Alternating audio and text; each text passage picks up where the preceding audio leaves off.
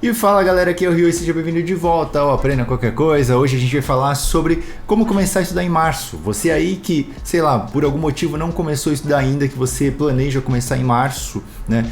Seja porque você, sei lá, fez o vestibular no começo do ano ou porque você simplesmente procrastinou, agora era boa para você começar. Porém, o plano de estudos que eu lancei lá em janeiro, ele tinha um cronograma seguinte, né? Falando que você começaria em janeiro e estudaria até outubro. E aí muita gente acaba bugando. Pessoas não conseguem adaptar esse cronograma para o caso de você começar em março, não entenderam muito bem, então eu resolvi gravar esse vídeo para você, beleza? Se você tiver interesse nisso, então fica aí até o final desse vídeo, não se esquece de se inscrever no canal, ativar o sininho, deixar um like e um comentário aqui abaixo com suas dúvidas ou sugestões de conteúdo. E lembrando também de você entrar aqui no Discord, o link está aqui abaixo, é a comunidade aqui do canal, onde a gente pode trocar uma ideia, e também de você conhecer o Gabaritei, turma de 2021 está de portas abertas, e lá eu posso te ajudar melhor a como estudar direito, como você faz para aprender e principalmente como você aprende mais rápido, para você conseguir encaixar essas duas matérias em simplesmente um mês e meio, ou um mês, ou 2 meses, quanto tempo você tiver aí, beleza? Então o link também está aqui na descrição, e vamos lá. O cronograma então tradicional era esse. Eu sugeria fazer o quê? Janeiro, um mês extra, né? Livre, onde você ficaria só se preparando, estudando matemática básica para começar, e depois você começaria fevereiro e março, matemática e geografia, abril é química e linguagens, né? Maio também, e por aí vai.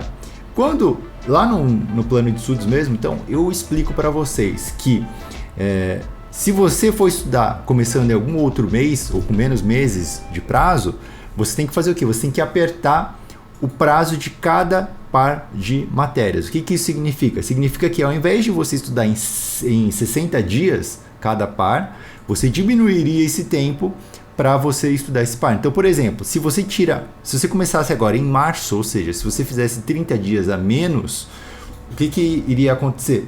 Você teria 50 dias mais ou menos para estudar. Como que a gente faz esse cálculo? É bem simples, tá? E eu vou simplificar para vocês mais ainda. Mais ainda, né? Então são 30... Opa!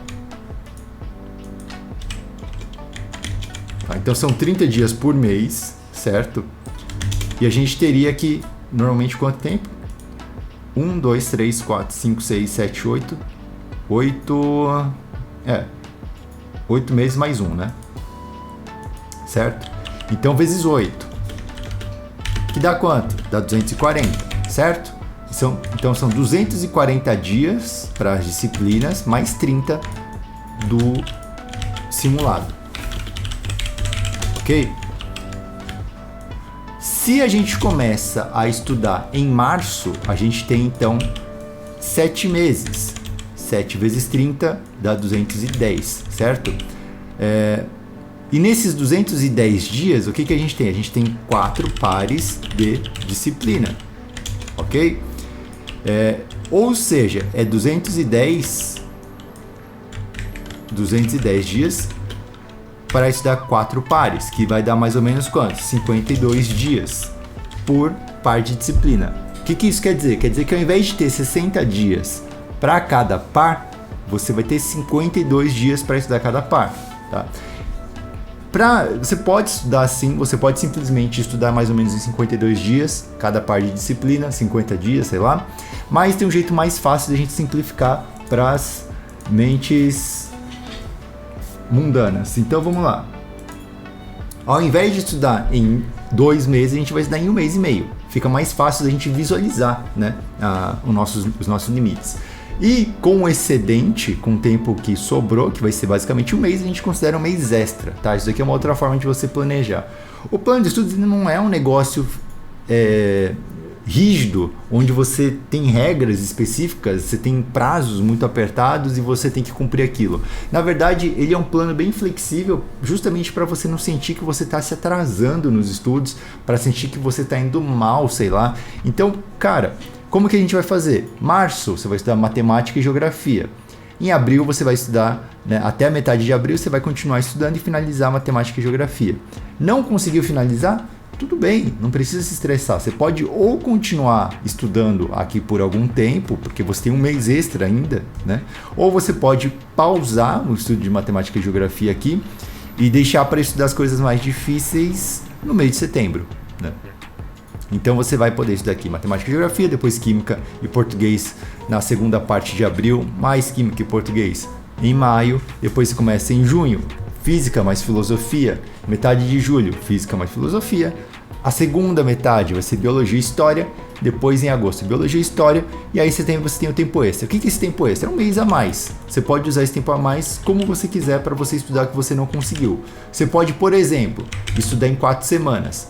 Matemática mais geografia na primeira semana, segunda semana você pode estudar química mais português, terceira semana você pode estudar filosofia mais física, tá? E no quarto mês você pode estudar biologia mais história, por exemplo.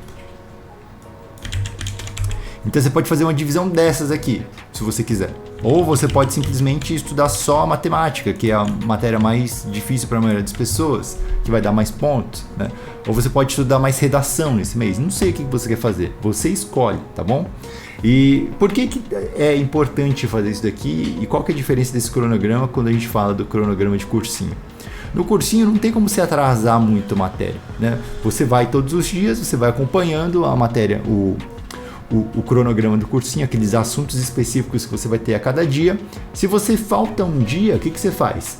Você estuda sozinho, por conta própria, na sua casa, ou você assiste uma aula gravada daquela aula e compensa a aula que você perdeu, correto? Beleza? Só que em casa você não tem essa obrigatoriedade, você não tem esse prazo certinho. E em casa é muito mais fácil de você simplesmente procrastinar, de você, sei lá, você ficar doente e perder uma semana de estudo. Ou você vai viajar e você perde uma semana de estudo, sei lá. É muito mais fácil de dar merda em casa. Então você tem que ter um cronograma mais flexível para lidar com isso, senão o que vai acontecer? Você vai perder uma semana de estudo. Para você conseguir corrigir isso num cronograma muito rígido, é um inferno, cara, porque você vai ter que mover todas as matérias uma semana depois, ou você vai ter que aprender essa uma semana sei lá onde, enfim, é complicado, né?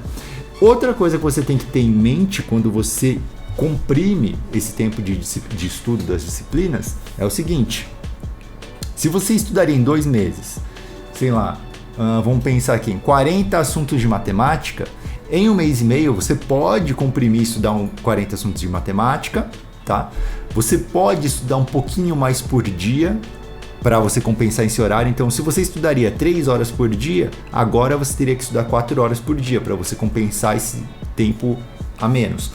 Ou, outra opção, é você simplesmente aprender a separar melhor, né, a priorizar os assuntos para serem aprendidos. Então, tem alguns assuntos que valem mais a pena que os outros, que vão cair mais que os outros.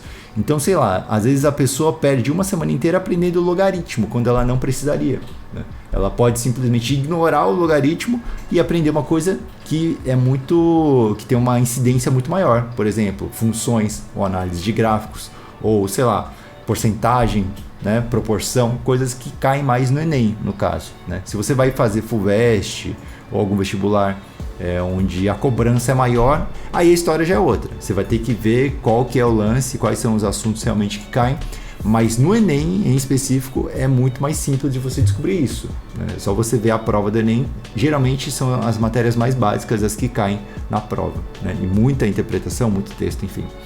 Então é uma questão de estratégia para sua prova. Você tem que ver como que você vai fazer e o que é importante realmente de você priorizar ou não priorizar, tá? E também é interessante você ter noção do seguinte: março ainda é começo do ano. Não se estresse, não ache que você está atrasado, porque você não está. É super normal começar em março, começar em abril. Todos os anos, muita gente começa nesse período de tempo. Algumas pessoas começam em julho, em junho, né? Os atrasados. E tem gente como eu que foi estudar só em agosto, por exemplo. E às vezes dá bom, né? Você não tem controle sobre isso. Então, quanto menos frustrado você tiver e menos preocupado com esse lance de atraso e tudo mais fácil é de você aprender. Porque sentimentos negativos são aquilo que geram a procrastinação. Eles vão fazer você procrastinar se você ficar se cobrando, se você ficar aí martelando na sua cabeça esse monte de coisa negativa para você, beleza? Então o vídeo vai ficando por aqui. Eu espero que isso tenha ajudado. Se você tiver alguma outra dúvida sobre o plano de estudos, manda aqui embaixo. Lembrando que ele é gratuito e você pode baixar no link também da descrição.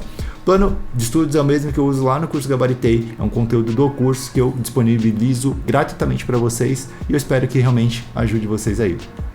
Se você tiver dúvida sobre se funciona, se não sei o que lá, você pode ir no vídeo original do ano passado, tem bastante comentário falando sobre o uso do plano de estudos, e desse ano também tem alguns já, beleza?